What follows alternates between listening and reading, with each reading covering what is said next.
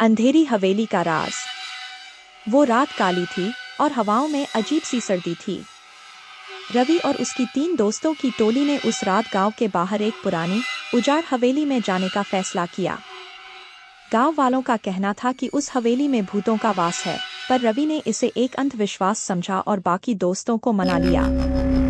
हवेली के दरवाजे पर पहुंचकर उन्हें अजीब सी घबराहट महसूस हुई।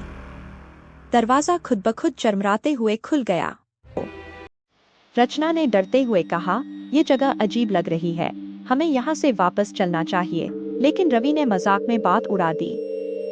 जैसे ही वे एक बड़े हॉल में पहुंचे, दीवार पर टंगी पुरानी तस्वीरों की आंखें उन्हें घूरने लगीं।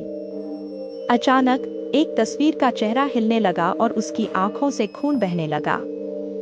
दीपक ने घबराकर टॉर्च बंद कर दी, पर तभी हॉल के बीचों बीच एक जोर की चीख गूंजी। सबने इधर-उधर देखा, पर कुछ नजर नहीं आया। अचानक रचना जमीन पर गिर गई और उसे घसीटते हुए एक अदृश्य शक्ति खिड़की की तरफ खींचने लगी। उसने मदद के लिए चिल्लाया, पर किसी ने भी उसे पकड़ने की हिम्मत नहीं की। वो हवेली की खिड़की से बाहर फेंक दी गई। उसकी चीखें रात के सन्नाटे में खो गई। रवि और बाकी दोनों दोस्त पूरी तरह से जड़ हो गए थे। उनके शरीर कंपा रहे थे। अचानक हवेली के कोनों से धुंधली आकृतियां निकलकर उनके पास आने लगीं। उन आकृतियों के चेहरे विकृत और भयानक थे। दीपक ने दरवाजे की तरफ दौड़ लगाई, पर जैसे ही उसने दरवाजा खोला, उसे लगा कि बाहर भी एक खौफनाक भूत खड़ा है। भूत ने उसे पकड़कर हवा में उठा लिया और दीवार से पटक दिया। उसकी दर्दनाक चीख रवि के कानों में गूंजने लगी। अब सिर्फ रवि बचा था।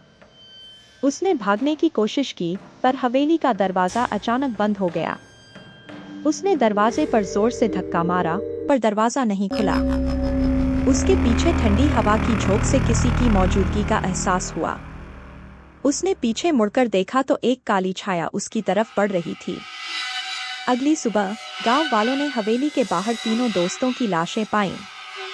रवि का कहीं कोई अतापता नहीं था। कहते हैं कि वो हवेली के अंधेरों में समा गया। आज भी अगर कोई उस हवेली के पास से गुजरता है, तो उसे रवि की चीखें सुनाई देती हैं, मानो वो आज भी वहां बंद हो, हमेशा के लिए।